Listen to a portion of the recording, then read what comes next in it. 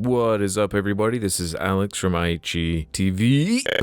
Probably just a quick one today on the Lego Ninjago movie. I'm just hardcore like that. I just figured with that tier list I did, I had Lego on the mind. And there was one of these movies I hadn't got round to seeing. And there were enough Ninjago comments on that tier list I did that convinced me to go at least check out this movie, see what this theme's all about. So it was quite a weird time after the Lego movie. The ripples it caused, but couldn't itself maintain. So the Lego Ninjago movie was released the same year as the Lego Batman movie. They wanted to Legoify, I guess, every IP possible. They tried a big one with Batman and one of their own with Ninjago. This is a really bad poster, huh?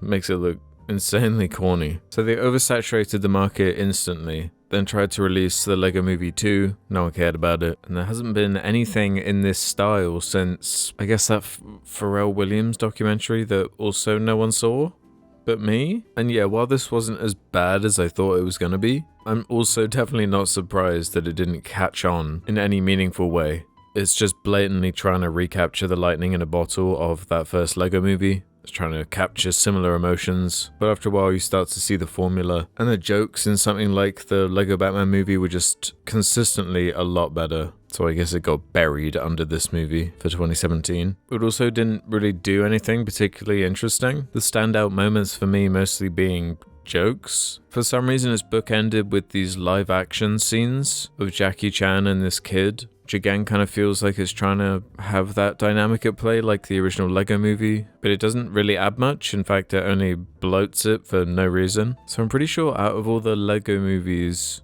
that exist, this was the first one to stop creating absolutely everything in Lego. The important things are, like in a shot like this, everything is. But here, the water obviously isn't. I don't think this backdrop of trees are. And it can be kind of weird, actually. There's a long running bit with the laser pointer and a cat coming in. It looks okay here, but a lot of the time it's CG. And the CG for the actual city and the characters looks really good. It's got a consistent art style to it. But when they have this cat in here, it makes it look really goofy, especially when the cat is CG. This just looks terrible. The heart of the movie is this father-son dynamic with this green ninja called Lloyd. It's an ongoing gag where he calls him Lloyd, which is so stupid, but it's actually pretty funny. And a lot of the more innocent, childlike humor is what won me over to it. When a chunk of the movie is dedicated to the legendary ultimate weapon, then moves on to the search for the ultimate weapon, I think it's pretty clear that it's not taking itself too seriously. The villain has a completely absurd speech about how he was bitten by a snake that was bitten by a spider, and that's why he's got extra arms. Honestly, it sounded like improv.